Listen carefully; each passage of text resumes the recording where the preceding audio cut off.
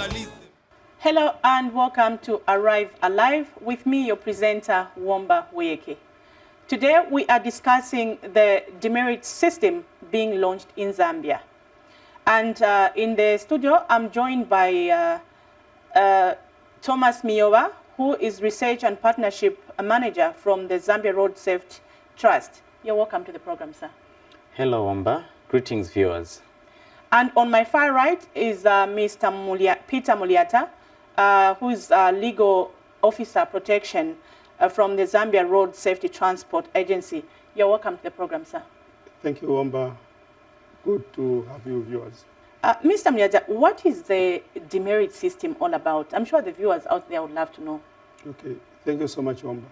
So basically, a demerit point system is a method through which we are going to identify drivers who commit offenses and eventually penalize them for those offenses that they commit.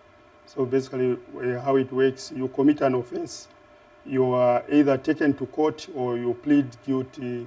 You are taken to court where you plead guilty, or you go to police where you pay admission of guilty. And depending on the offense that you have committed, those are the points that we are going to record on your driving license. So how have you done in terms of sensitizing the general public about this Demerit system that you are about to launch? And also, who are you working with? And has this system ever worked? Where has it ever worked? Okay.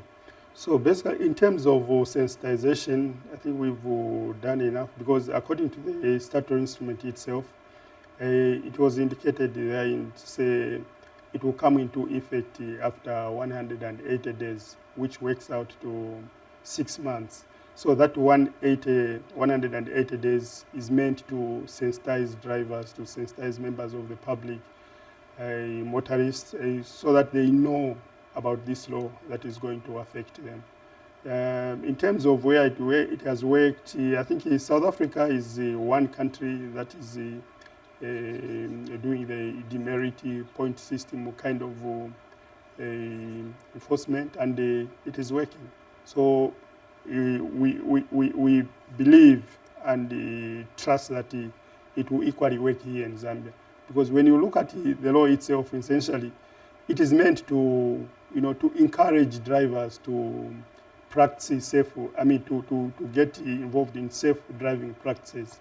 And because of such safe driving practices, we eventually have a situation where there will be a reduction in traffic offenses. And probably the thing is, how does the reduction come in?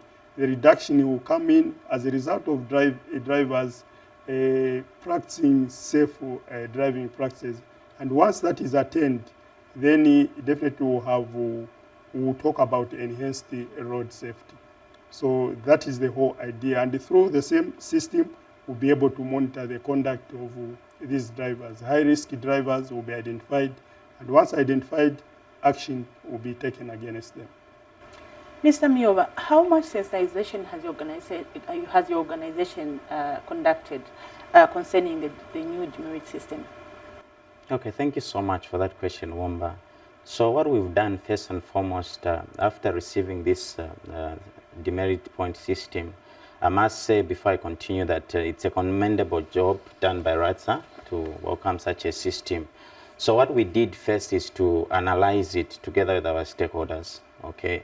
To analyze it and to be able to see how we can make submission to RATSA based on how it can also be improved, even as it is taken to the public. And after doing that analysis, there are quite a number of stakeholders that we work with, road safety ambassadors, RATSA themselves, to bring about this sensitization on the Demerit point system. Even this program that we are on, actually, it's one of the initiatives to just really talk about it so that people get to know it, so that the public gets to know about it. And also what we've done, we are developing a protocol or a design where we want to ask the public about it, so that as we get information from the public, we also give feedback to us and say, oh, this is what the public is saying. We are saying we are sensitizing people, but are really people understanding So based on the output from the survey that we're going to conduct, it will help to just guide in terms of the success of this demerit point system. Okay. Mr. Muliata, supposing someone feels wrongly penalized, how do they appeal and where? Okay, thank you so much. So when you look at the way in which this demerit point system will be implemented, we, us as a RATSA, what we are going to record is the points that one has gained as a result of the manner in which his case has concluded. So if a person commits an offense, the court, he will go through the process. If he pleads guilty, he will be fined there and then, or if he does not plead guilty and the matter goes into trial, trial will be undertaken, and at the end of it, or it's either he's found guilty or not guilty. But if he's found guilty, then the points that are allocated to that particular offense, that's what we are going to record. Or if he opts to, if it's one offense whose penalty is less than 1,500 penalty units, meaning he can go and pay admission of guilt at the police. So once he pays that admission of guilty, and the paperwork will be done, and the magistrate will endorse that this person has been convicted. So basically, only convictions, we shall record only convictions. So that said, it simply means that from our end, there won't be anything like I'm appealing. So if it is an appeal, that appeal will have to be done at court. And when we talk about admission of guilty, there will be nothing to appeal there, because you are admitting that you have actually committed that offense that has been preferred against you. So from our end, maybe it will be an issue of saying, well, the offense I committed was, say maybe I was driving a motor vehicle without road tax, and the points that are allocated is 1 point. But how come I've been given 2 points? So from that angle, then we can handle that matter administratively, verify and handle and resolve the issue at hand. Okay, on the type of offenses other than driving, did you say driving wrongly? Driving without road tax. Yes, other than driving without road tax, what other offenses apply in the new demerit system point? So basically, all offenses under the Road Traffic Act will apply. And what it is, each offense under the Road Traffic Act has been allocated some points. But of course, the maximum or the highest point having been allocated to offenses such as dangerous driving, it carries 6 points. But if you are a second offender, then you are allocated 8 points. Causing death by dangerous driving, it carries 6 points. Second offender, 8 points. Driving under the influence of alcohol, 6 points. And the second offender, 8 points. So the law allows someone to accumulate up to 12 points. So the moment you exceed 12, then your license gets suspended. And probably the question that you might be asking is, once the license has been suspended, for how long does the suspension remain into effect? So what will determine the period of suspension is the number of points with which one has exceeded the threshold, and the threshold being 12. So if you exceed by 1, it will be 1 times the 3 months, meaning therefore that the minimum suspension that one can be slapped with is 3 months. So if you exceed by 2, it will be 2 times the 3, which means your license gets suspended for a period of 6 months. So how would one know that they've accumulated points? Well, in terms of how they would know, they will definitely know, because you commit an offense, then you are given the papers, you go and pay admission of guilt. So you already know to say, oh, well, I've accumulated so many points. Or maybe the matter is taken to court, you are found guilty, or you plead guilty, you know to say, well, I've accumulated so many points. But nevertheless, that notwithstanding, the system will be set in such a way that it will be able to send a text message to that particular person, notifying him about the points that he has accumulated. Oh. Just like it happens in a road taxi. If your vehicle, the road tax is almost coming to an end, is reaching the expiry date, you will receive a text message probably 2 weeks before, notifying you that your road tax will be expiring in 2 weeks' time. Okay. Yeah. All right. Mr. Mio, how is your organization's position in the effectiveness of the demerit point system as regards to reducing road traffic accidents and fatalities in Zambia? Thank you so much, Wamba, for that question. May I just draw your attention that right now, when you look at Zambia in terms of accidents, we are in trouble, honestly. There are too many accidents. As of last year, we are at 35,000 accidents per year. So what that means is in the next 15 minutes, we have an accident which will happen, an avoidable accident for that matter. And again, what that means also in terms of the deaths, we have like over 2,000 deaths, right? What that means is in the next 4 hours, there will be an accident, a death which may be caused on the road, which may be avoidable. So the demerit point system is a game changer. Why is it a game changer? It will help individuals to take responsibility for their actions on the road. If you look at the statistics, most of the people who are involved in these road accidents are young people.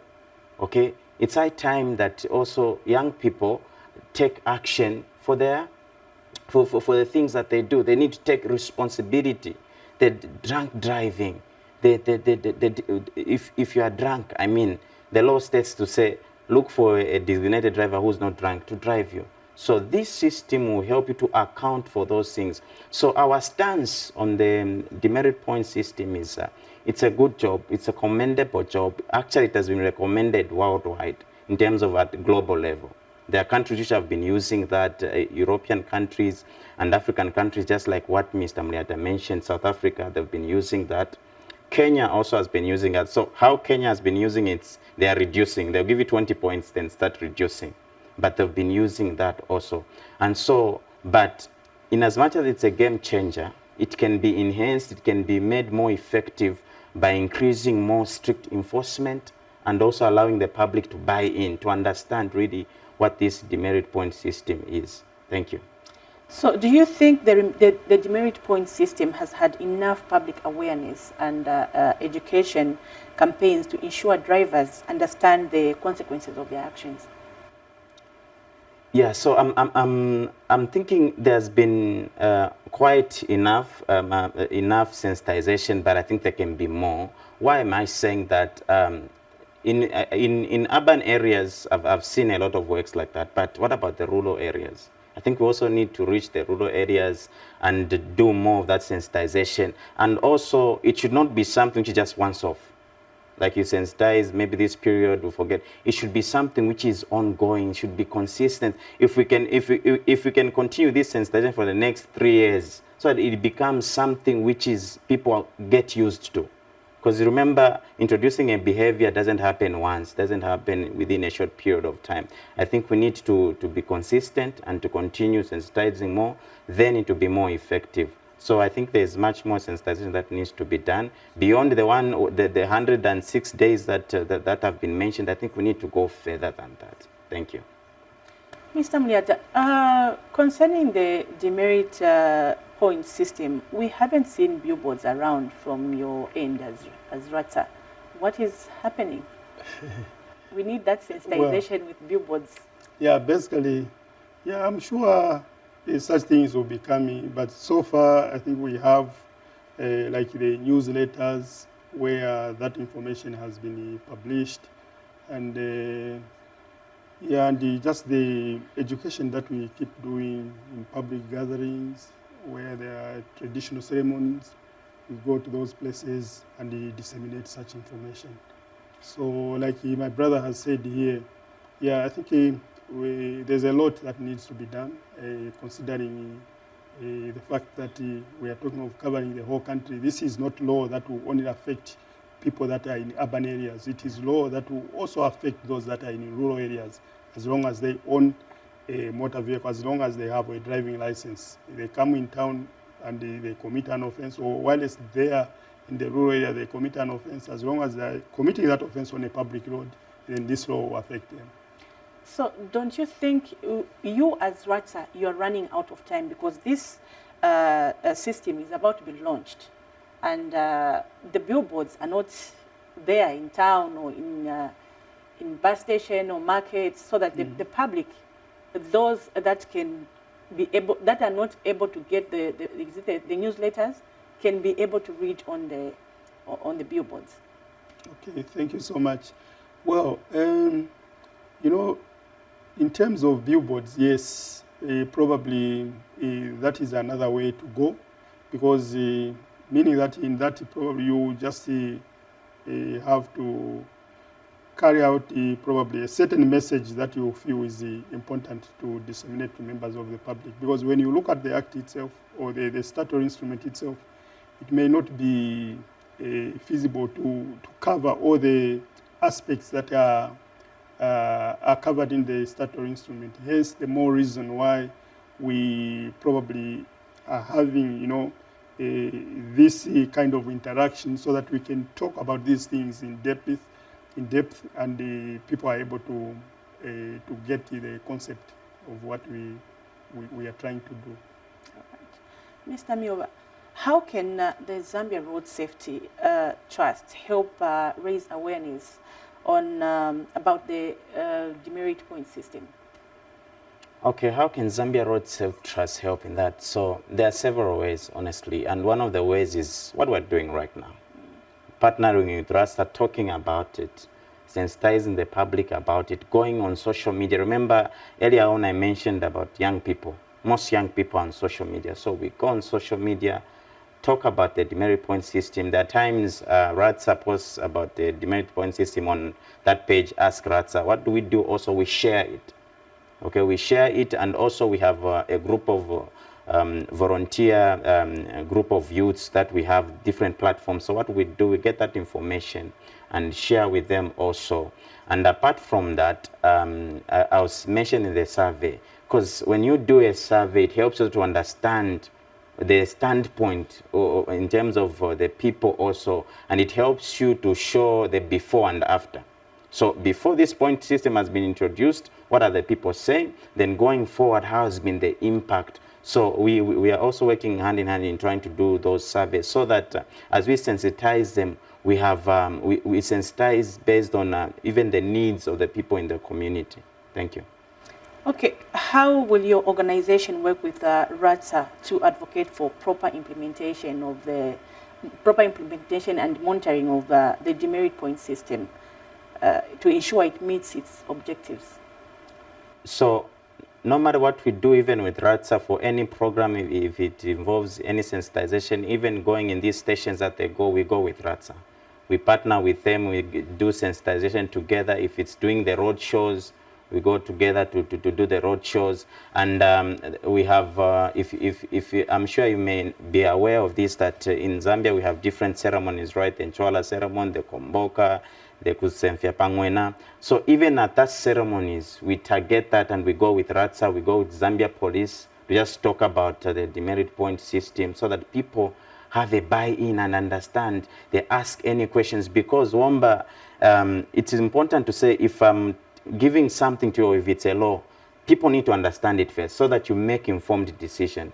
So really, those are some of the initiatives that we partner with RATSA, and also availing them with information. Those surveys that we do, we share with them. So this is the outcome of the surveys. Then they make use of the information, so that they make evidence-based decisions. Mr. Mliata, so far, how has been the response from the general public concerning the demerit point system?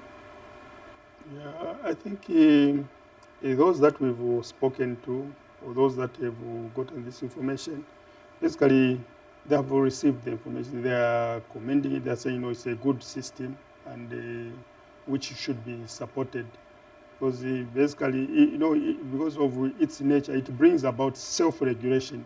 Because now drivers are given an opportunity to either, you know, keep their license or have their license withdrawn. So it's the self-regulation, and this is what we expect through this, that people will start, conducting themselves well on the road so as to avoid losing their licenses. And if they lose it, they have no one to blame but themselves, because through their conduct. Mr. Mioba, your closing remarks concerning the demerit point system, briefly. Okay. So we just want to commend this initiative. It's a great initiative from Road Transport and Safety Agency. All we are also calling for from the public is we need to take responsibility for our actions on the road, and also we'll also be there as an NGO to advocate in terms of accountability. Because if someone's license has been invoked, you find that someone will still be on the road. So there has to be that accountability also. We'll raise that voice of advocacy, okay, towards RATSA also. They are our partners, but when it comes to that also, we raise that voice of advocacy. So we commend everyone that you need to take responsibility on these roads, and thank you so much for having us on this program. You're welcome. Mr. Mliota, your final words. Yeah, thank you, Wamba. So basically my final words are that this is good law, which is meant for our own betterment, for our own safety while we are on the road. So let us support it. Well, viewers, we have come to the end of the program. We're discussing the demerit point system being launched in Zambia.